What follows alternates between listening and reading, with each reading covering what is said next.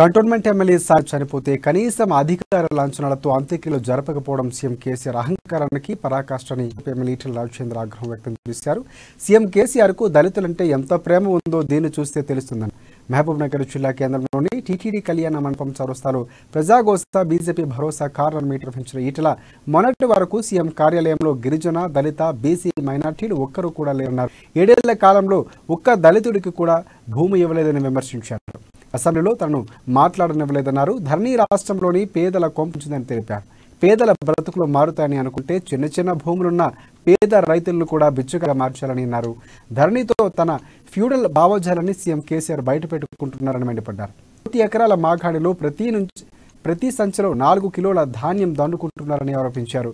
2018 నుంచి మహిళా సంఘాలకు 4,500 బకాయిలు చెల్లించారా అని బీజేపీ ఎమ్మెల్యే ప్రశ్నించారు.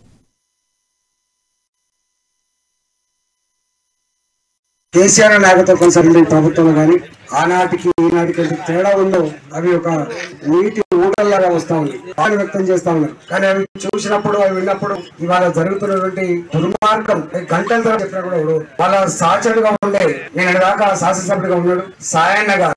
ఒక దళిత బిడ్డ కంటిన్యూస్ గా ఎన్నిసార్లు గెలిచిందంటూ తక్కువ మంది ఉంటారు. కంటోన్మెంట్ లో గెలిచినటువంటి సాయన్న గారు పరోపదిస్తే కనీసం అధికార పార్టీ ఎమ్మెల్యే వారికి అధికార లాంఛనాలతో ఇవాళ వారి కార్యక్రమాలు జరగలేదు. అంటే కేసీఆర్ గారికి ఎంత దొర అహంకారం అది దళితుల పట్ల ఏ భావన ఉండడానికి సజీవ సాక్ష్యం ఇవాళ సాయి గారి పట్ల ఆయన చూపినటువంటి నిర్లక్ష్య పద్ధతి. సాయన్న గారిని అవమానించలేవారు.